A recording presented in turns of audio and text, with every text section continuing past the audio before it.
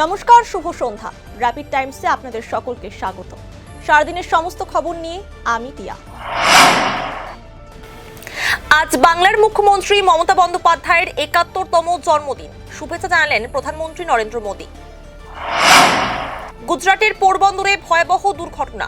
রবিবার দুপুরে ভেঙে পড়ল উপকূল রক্ষী বাহিনীর হেলিকপ্টার। ঘটনায় মৃত্যু ৩ জনের।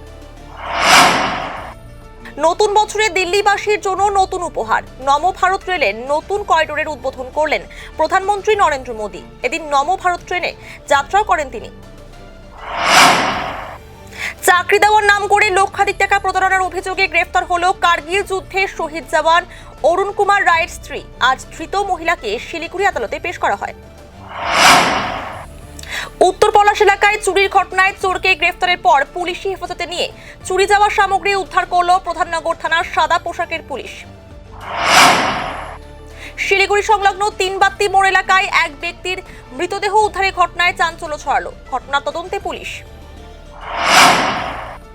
রাজগঞ্জের বাবুপাড়া তৃণমূল কংগ্রেসের উদ্যোগে ও রাজগঞ্জ ব্লক তৃণমূল কংগ্রেসের সহযোগিতায় মুখ্যমন্ত্রীর জন্মদিন পালন করা হলো।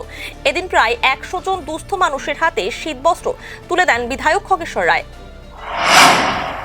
মাদক কারবার রুখতে তৎপর পুলিশ। খড়িবাড়ির ভারত নেপাল সীমান্তের গৌরসিংজোতে অভিযান চালিয়ে ব্রাউন সুগার ও লক্ষাধিক টাকা সহ গ্রেফতার ২ মহিলা।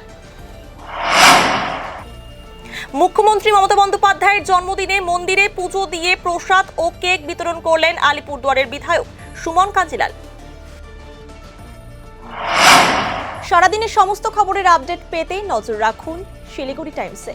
শিলিগুড়ি টাইমসের খবর আপনারা পেয়ে যাবেন শিলিগুড়ি টাইমসের ইউটিউব, এক্স হ্যান্ডেল, থ্রেডস এবং ইনস্টাগ্রাম পেজেও। সঙ্গে থাকুন, দেখতে থাকুন শিলিগুড়ি টাইমস।